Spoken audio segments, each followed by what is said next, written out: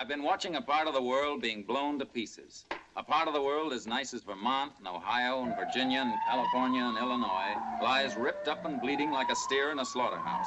And I've seen things that make the history of the savages read like Pollyanna legends. I've seen Ray, women... we shall have to postpone the broadcast. Don't postpone nothing. Let's go on as long as we can. Madam, we have a shelter downstairs. How about it, Carol? They're listening in America, Johnny. Okay. We'll tell them.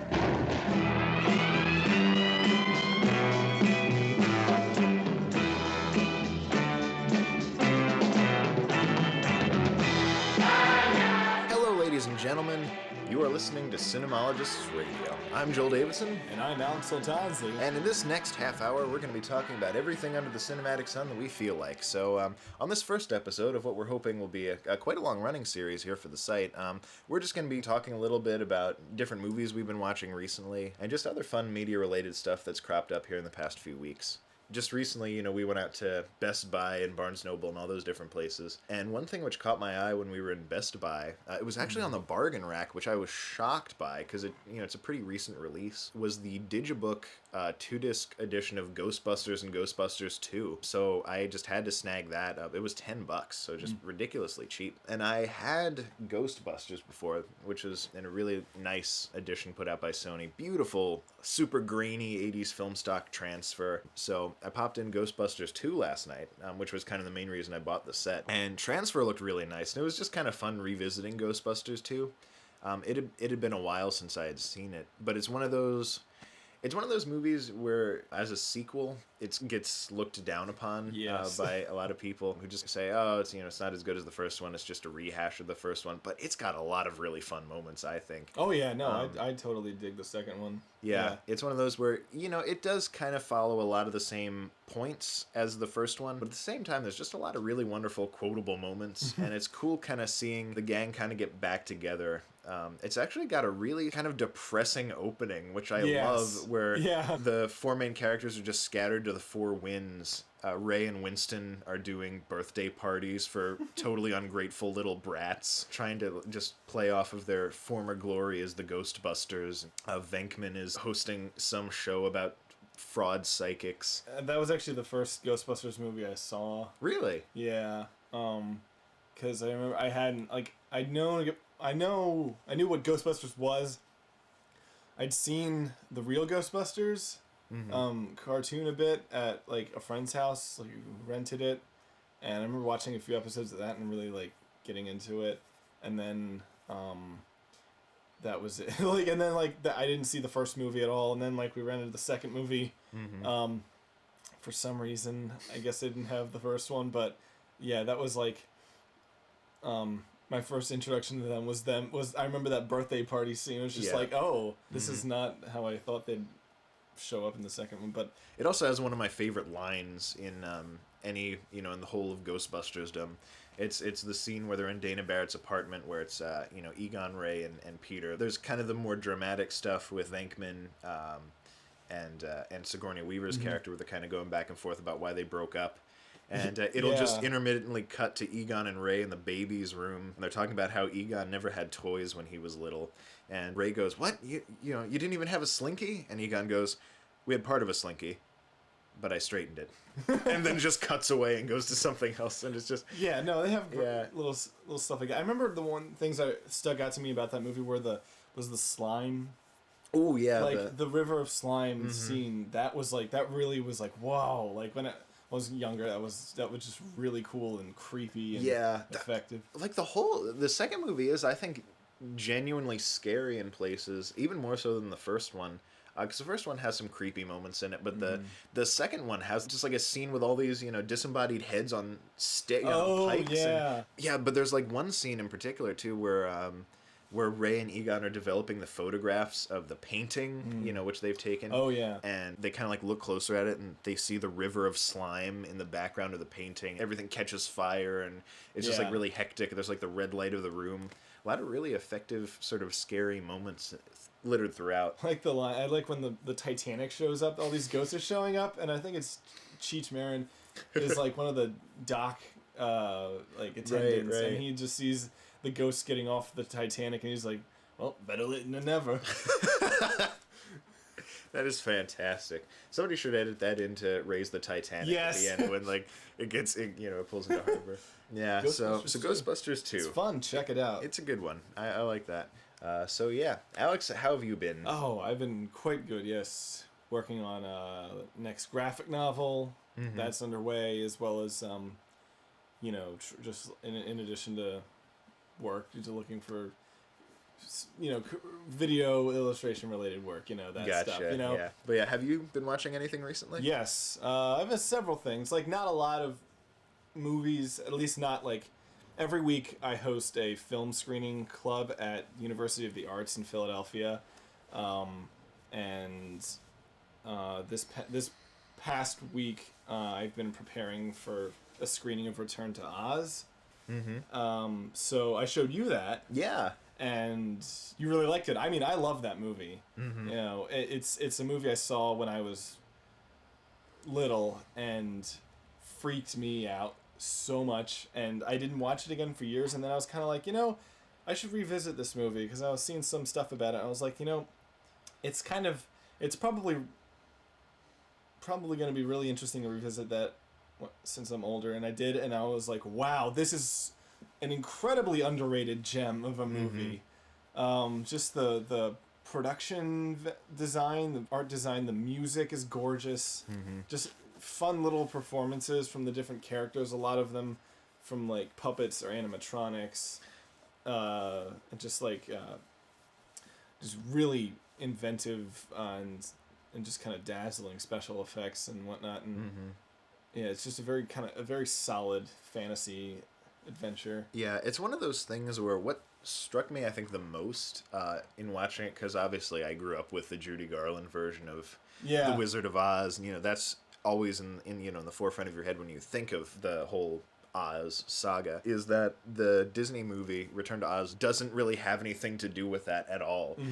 It very much is its own thing, and doesn't even remotely draw comparison to that movie. It's very much kind of its own world. It doesn't try to emulate the look of the original Wizard of Oz. The actress who plays Dorothy doesn't look anything like Judy Garland. It's not a musical. Much younger. Yeah, and it pulls very freely from the original books and the source material. It's much darker. Yes. And it just really feels like a very timeless, but at the same time very 1980s take. And it's just so much fun. I loved the characters, like the new characters that Dorothy meets up with, Scarecrow and Tin Man and Cowardly Lion from the original. They show up briefly. Later on. But the new characters that they bring in are just so charming and so much fun. TikTok is just a joy, like this big lumbering mechanical wind-up man. And the Bellina the chicken. Bellina the chicken full of sass. Full of sass. That is a very sassy chicken. I just loved just about everything she said. It was just perfect. And the voice actress is great, and the animatronics for the chicken, it's seamless. Like when I'm watching the movie, I don't even think, okay, there's the shot with the real chicken. Here's the shot with the animatronic chicken where it's like moving its beak and talking, and I guess kind of emoting or whatever. It's just incredible animatronics work and puppetry for the chicken, Bellina the chicken, and I loved the Jack Pumpkinhead. Jack Pumpkinhead is great. Yeah, just a very kind of touching character. Who did the voice again? Brian Henson. It was Brian Henson. Yeah, I think. Yeah. And again, phenomenal in terms of the special effects work, because it's like this super super tall character. It's like the head of a jack-o'-lantern, but it has like these wooden slats for arms and legs, and it's just, there are parts in the movie where I'm looking at how this thing moves and works, and I just don't know how they put it all together. Yeah, because you see Dorothy sort of tie the arms and legs back together, and it gets up and starts walking around, and it's just so, I don't know, it's just mind-blowing, the whole the technical aspect of Jack. And then you have the Gump. I could not stop laughing. Literally everything that he said was just a joy. I couldn't even. Yeah, there's just the green moose head on a trophy. Yeah, I guess we should explain kind of the way that works. Dorothy has to get this powder of life that's held by this witch, so that they can basically create this flying thing out of a a moose head, a chase, and the moose head comes to life and starts talking. Mm-hmm. And it's just really funny. He's just like getting used to like being alive again. He's just like, well, last thing I remember, I was walking in the forest and I heard a loud noise, and suddenly here I was. It's great, yeah. The Gump is phenomenal. And just like, it's such a... The art direction is so solid in this movie. It's just got a really consistent idea. Like, you can tell there was a consistent idea and thoughts behind the design for things. Like, it's got turn of the century, sort of Victorian, like... And there's some Art Nouveau in there, and some of the costume designs and set designs and whatnot, and also in the score even. Oh yeah, it's got a lot of like turn of the century type romantic music, as well as sort of Aaron Copland Americana style stuff, and then you've got like ragtime stuff for the Emerald City. Was that David Shire who did the score for that? What else did he do? I don't really know actually, but it's a fantastic score. Just one of the best underrated scores out there. Mm-hmm. Yeah, and the movie itself, in terms of the way it carries itself, is very subtle and really cool. Mm-hmm. Like, there's a kind of neat under-the-surface thread going through the whole movie. The film's almost like a metaphor for, going into just, like, the struggles that a young girl has in growing up or whatever, because there's these really menacing, mischievous characters in the overrun Emerald City called the Wheelers, and they're like these they're all males, and they're all like cackling inanely, and they're going around on wheels, and they're terrorizing Dorothy and just laughing. They're just like a monstrous form of little boys, just sort of the way that they make fun of Dorothy and try to pick on her. And then you have the witch, who has all these different heads of beautiful women that she, in like really creepy fashion, will like remove her own head and then put those on, and their heads that she's stolen from other people. And there's the pressure cool. of beauty and whatnot, just kind of like the fear of growing up with regards to how Oz has become overrun and become a much more dangerous place than it was when she was younger and went there. So there's a lot of different stuff like that under the surface, which really makes the film, gives it a great deal of depth too. Yeah, I mean, there's like we said, really creepy, scary scenes in this film. Oh, heck yes. That are very effective still, and it just makes the film so much more satisfying by the end when all that's kind of over with. There's also, I want to mention, there's really amazing claymation in this film done by Will Vinton Productions. And Will Vinton, if you don't know, they did that one film about Mark Twain. And then the California Raisins. But this is really, I know, right? Go on a train.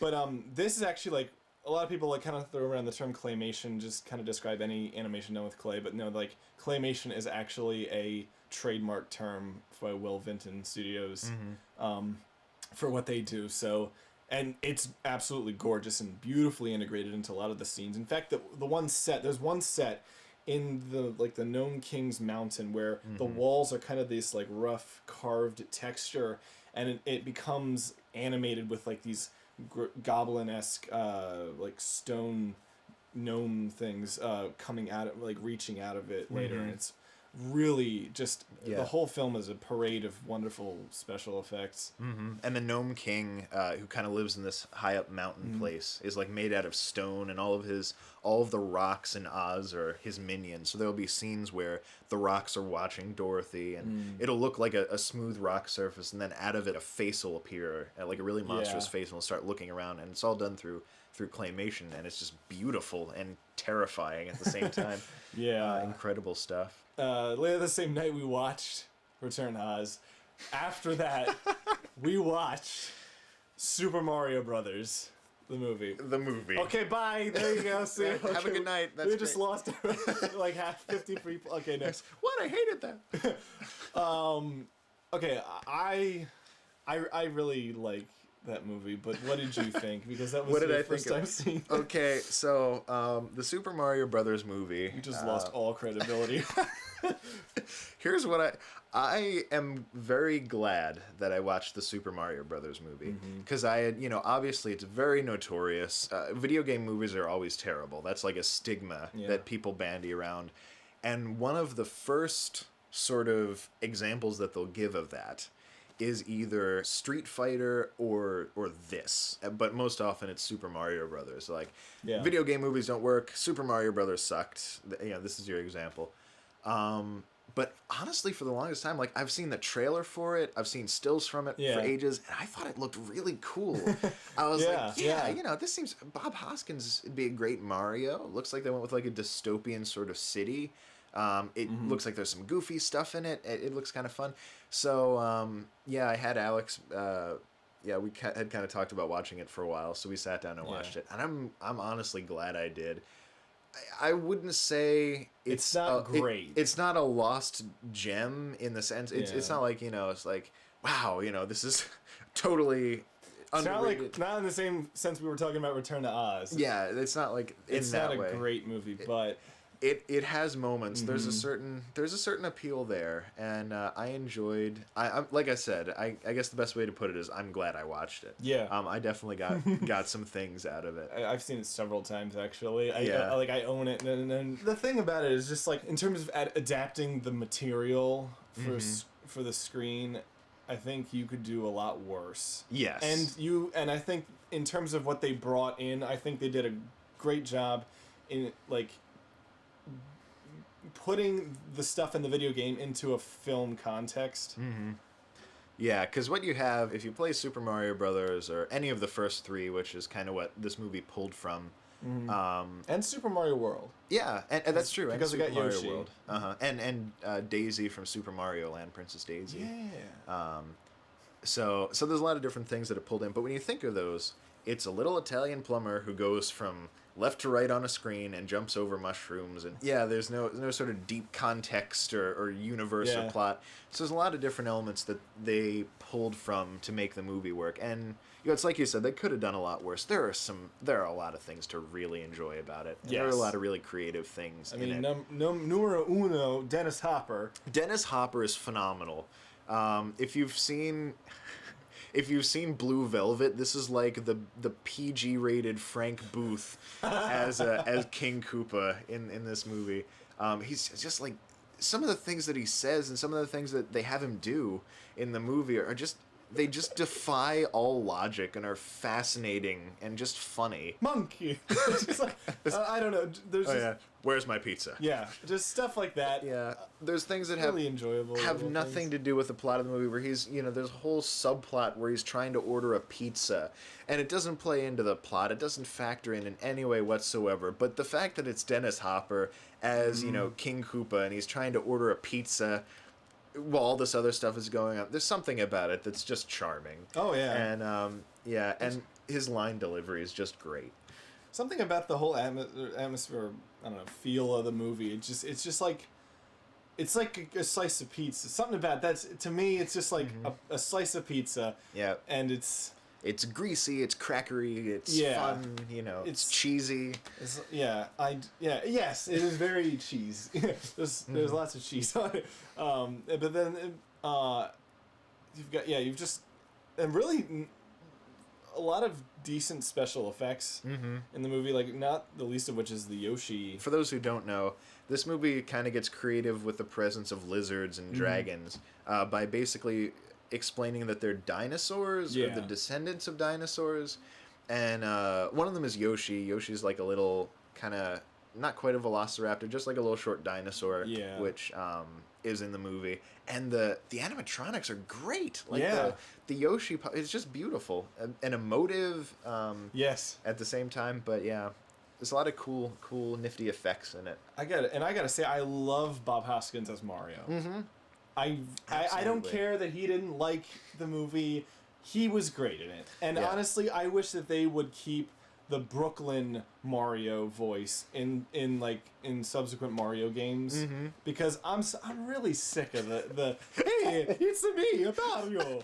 No, I want to hear at the end of Super Mario 64, I want to hear, hey, thank you so much for playing my game. Yeah, that's just great. I'm like, you know what? You're welcome, Mario. I'm glad I played your game. Not Italian stereotype Mario is really creepy. And then there's just a lot of really nice little nods to elements of the gameplay. The one at the end of the movie, the Mushroom King has been turned into mushroom, like fungus, and then he turns back into the king, and suddenly Lance Henriksen. Oh my gosh! I think I laughed harder at that moment than anything else. Because you were just like shocked. Yeah. But that's like in Super Mario Brothers 3 when you defeat Bowser in each world, like the king of that land gets turned back into a human. Yeah, yeah. But yeah, no, it's got a fun little score by Alan Silvestri. It is nice. darling. It is a darling 90s comedy score. Yeah. You know, with like just like falling brass galump. yeah. Yeah, it's like really nice stuff. Aren't there like elements of the Barber of Seville in there, or some stereotypical like Italian? Occasionally, like during some of the action scenes with the Mario Brothers, you'll hear like ba-bum, ba-bum, ba-bum, ba-bum, ba-bum, like weaved into the score. And it's hilarious. It's fantastic. Now there are some elements which don't play as well. Some of the comedy's really dumb. I will say that the plot is really muddled. And I don't know, there were some things about the world which I really liked, like the kind of Mushroom Kingdom world. But some of it just felt really like grabbed together in terms of the production design, just kind of... to put it kindly, from just looking at the production design and the script, I'm sure this movie had a very interesting production history. I wouldn't be surprised if there were lots of hirings and firings and last-minute rewrites and, oh no, we gotta fix this. You know, well, it feels like a movie that had a very interesting production history. And that's all I can really say about that aspect of it. But there's a lot to like about it as well. But it's fun. Yeah, it's good. I would recommend it. It's all right. It's not bad. I haven't been watching a lot of TV lately, and I've been kind of slow on the bandwagon, getting on watching some other things. Yes. But one thing I did kind of jump into watching recently was Adventure Time. I know. Oh my gosh. And there goes everyone else. No. We've now lost everybody. It's just us. Yeah. Cool. It's always been just us. So I just started watching it because I've seen some episodes and I thought it's pretty creative, but I just like, a lot of people I know who are animators like it, and so I decided to watch it, and I really like it. Really? It's very, creative. I mean, I showed you a couple episodes, but it's very creative, very well written. I like the designs of things, and it's, watching it, it's just really these nice little adventures that just kind of almost not quite stream of consciousness, but they're very just kind of fluid, and stuff happens, and it just kind of trails into like some unexpected places, and it's just really fun. It's almost like feels like just doodling, notes, like, and then this happened, and then this, know, and it's really funny a lot, and I enjoyed it quite much. I mean, I showed you two episodes. I'm not. It was pleasant. You said it was something like a nice time capsule of this. Yeah, this era. It's one of those things where. Just in terms of the art style and some of the music that plays in it, whatever, it's very current in the sense of, I wouldn't mind in 20, 30 years, like this being what we were remembered by, just kind of in terms of this is what modern animation was at that time. So it's a nice, like I said, it's going to be a nice time capsule, I think, 20, 30 years down the road. And the animation is pretty good. It is. Noodle arms aside. Noodle arms, yeah. Kind of fun sometimes, but there's just there's some we're in a very good period of TV animation, I think. With exception of... in terms of when you're talking about like artistically, aesthetically, animation quality speaking, there's some other shows I can't stand, but... Yeah, with the exception of some of the sort of bleaker Adult Swim entries and what's on the main, like the adult comedy. Yeah, well, the thing about Adventure Time is I could see if it was an Adult Swim show, it would go like a little too over the top with just something like trying to be too adult. With this, it being kind of like aimed at younger audience, they dial some things back. They let some things kind of slide here and there, but I was shocked at some of the stuff they got away with. I don't know what the story is there, but they but it's just I think it's great that it only goes so far, and it just feels very nice. It just it's kind of very sweet in a way. Yeah, in addition, more movies that we've watched recently. The other night we watched The Man Who Would Be King. Yes, I've been John Huston's The Man Who Would Be King. Yeah, I've been after you to watch that for a while. Yeah. 'Cause it's one of my favorite movies. I picked it up on Blu-ray a while ago in the nice Blu-ray book edition that I think it was Warner Brothers put out. But yeah, I love that movie, and I've been wanting Alex to check it out for a while because I knew he'd really enjoy it. So we kind of sat down and watched it. And what did you think? I enjoyed it. Was not what I was expecting. Mm-hmm. And in some different ways, like I was a little like, I don't know, it got a little more like serious in some way, in parts than I expected, but at the same time, like watching it, like it was a really great film. Sean Connery, he goes from good to amazing, like throughout the course of the film, and Michael Caine is just, the characters are just so well done, acted. You know, I could just, even Christopher Plummer, it's kind of a small, well, I don't know, it's like a kind of a low key role as Rudyard Kipling, but I mean, everybody has like this. Everyone is memorable in this film. Mm-hmm. Yeah, for sure. It's if I could describe it in sort of a sentence for you, children of the '90s and early 2000s, I'd say it's like a kind of darker, more adult version of The Road to El Dorado, directed by John Huston and starring Sean Connery and Michael Caine. Kind of follows sort of a similar story pattern, but it's incredibly well done. And very much kind of a microcosm of British imperialism. Sort of how the British Empire operated in India and other countries is kind of like what on a really small scale Michael Caine and Sean Connery's characters try to do in a distant land. They try to take over a country, rule it as kings, but things don't turn out the way they expected. And it is phenomenal. Funny in places, tragic in places, full of action and excitement and distant exotic locales, and a really stirring score by Maurice Jarre. A lot of good stuff. Yeah, the score was really unusual. There was not a lot of, I don't know what I'd say, like really scoring. It's a lot of music in the scenes, like, from the different tribes, or just kind of very like indigenous music. Mm-hmm. Yeah, there's a lot of that. There's a really not cool, quite like Lawrence of Arabia. There is like a really good theme, and like some cool music in that respect, but a lot of it, you know, as Alex said, is very kind of in the film itself, kind of ingrained within the different tribal cultures. So very unusual, but still very, very cool. Very authentic sounding. Well, recently we were in Philly. We were in Philly the other day, and we stopped at a comic book store, and I recommended that Joel pick up some of Hayao Miyazaki's manga for Nausicaä of the Valley of the Wind. Yes. And, well, I recommended that highly because I read it a while back and really liked it, and I want to go back to it again. But yeah, I mean, Joel, tell us what you thought of that now. Well, I gotta give you some background here. I really enjoyed Hayao Miyazaki's film, Nausicaä. It's just a phenomenal 80s movie, and just a really great kind of early Miyazaki film. But there was always something lacking for me, especially in the character of Nausicaä herself.